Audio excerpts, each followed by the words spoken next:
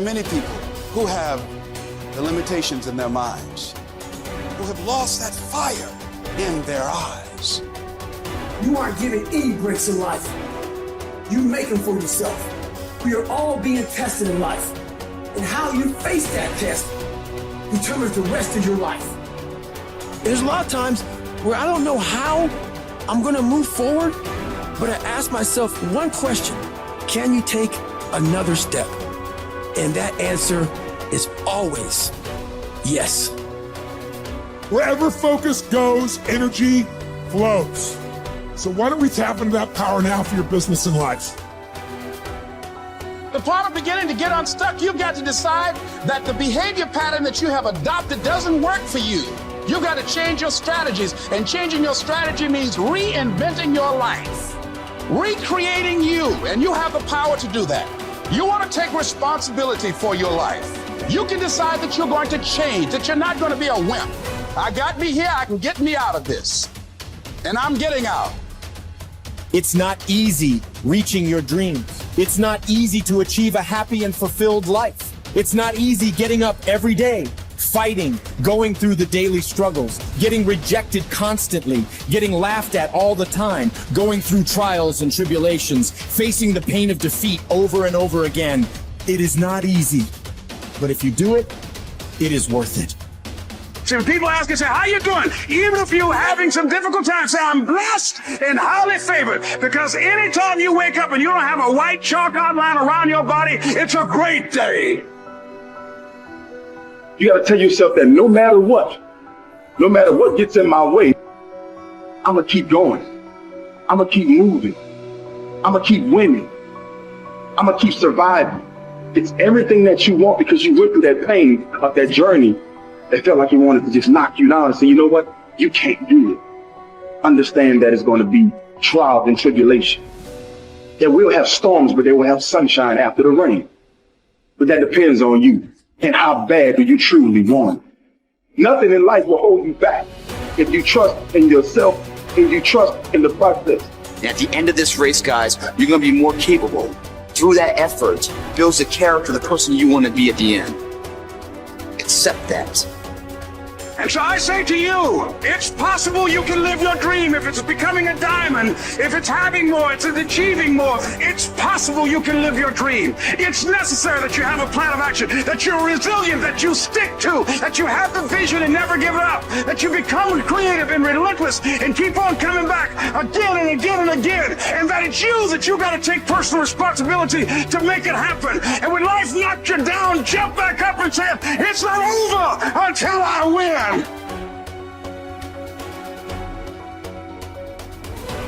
What does success look like?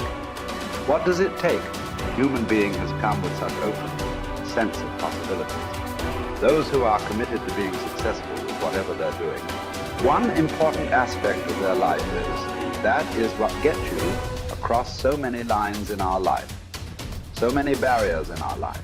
This happened in your school, maybe later in your university, later in your work. It's happening to people, maybe not everyone, but to a whole lot of people. Their commitment to success is weak. They want to succeed. They will take 3 steps. Then something little interesting happens here. They will go away here. They will go away there. They will go away there. Hey, I want to live. Their commitment to success is weak. Either situations around them in some way, situations can impede you from doing what you're doing very easily. Many times it happens to everyone. But when this happens, people weaken their commitment for their success. Maybe physically they'll feel a little weak. They will weaken their commitment to success. Maybe their emotions slosh around a little bit. They will weaken their commitment to success. So our commitment to success should not weaken because there is social drama going on, or physiological drama, or psychological drama.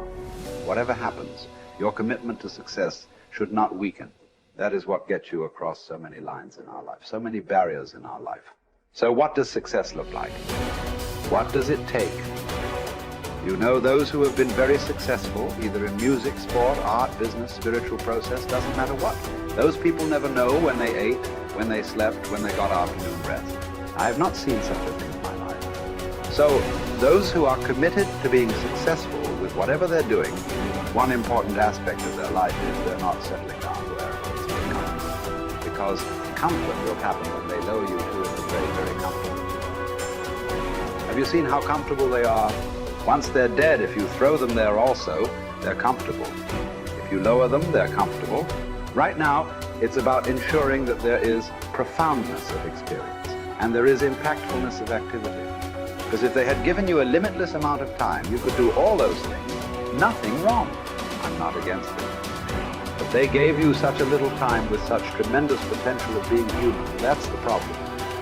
If creation had made you like an earthworm, I'm not saying there's anything wrong with it. It is just that it's a unipolar potential. It can only do that much. An earthworm is not thinking of climbing a tree because it knows it'll be picked up by the birds.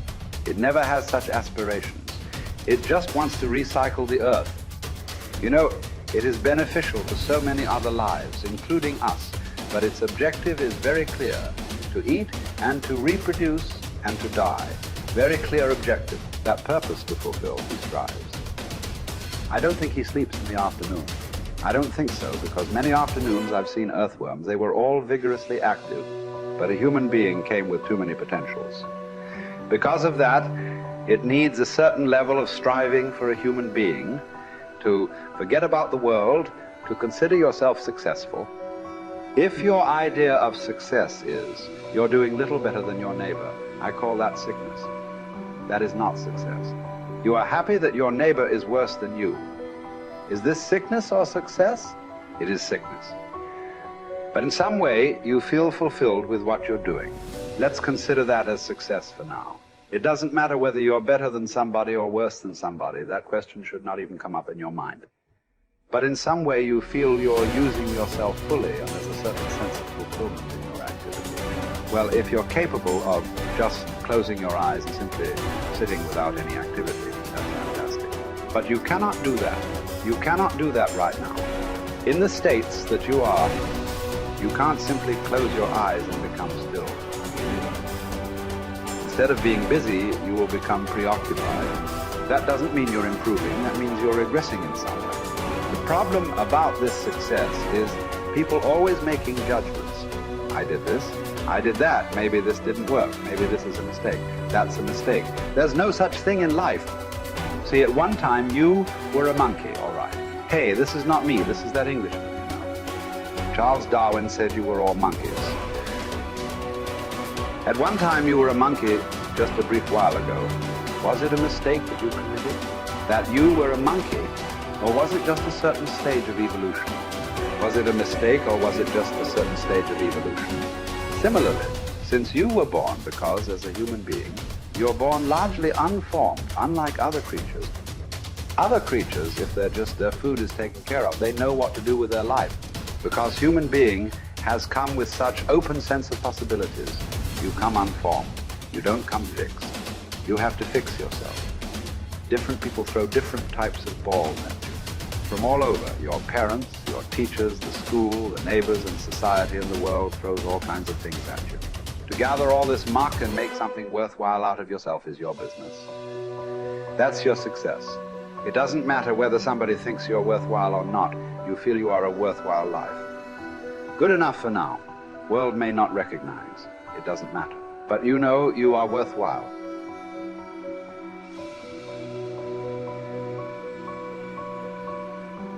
It's hard to say what the soul means metaphysically because, say beyond the confines of a single human being, we do have this sense that the soul can expand itself into something that's greater than it has been. It has this capacity for growth.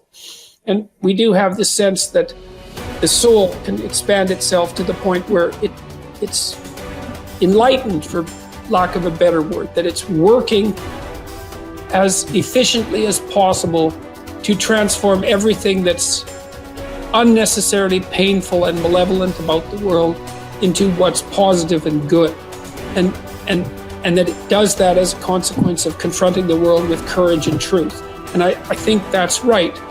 And I do think that means that the soul participates in something eternal, which is the attempt of being itself to transform what's unnecessarily painful and malevolent into what's good, and that human beings actually do participate in that, and that that's part of the reason that our ancient tradition insists that we're made in the image of God. And I think that it's a mistake to underestimate the importance of that, because I don't think that you can live a life of sufficient profundity to protect yourself from being corrupted by suffering and malevolence without adopting a responsibility that's commensurate with that set of ideas. I think that you either orient yourself upward, to the star above the horizon, and try desperately to improve the structure of being, or you work at counter purposes to it and make things worse. I don't think there's a middle ground. In fact, to the degree there is a middle ground, it tilts towards the negative, because people who try to occupy the middle ground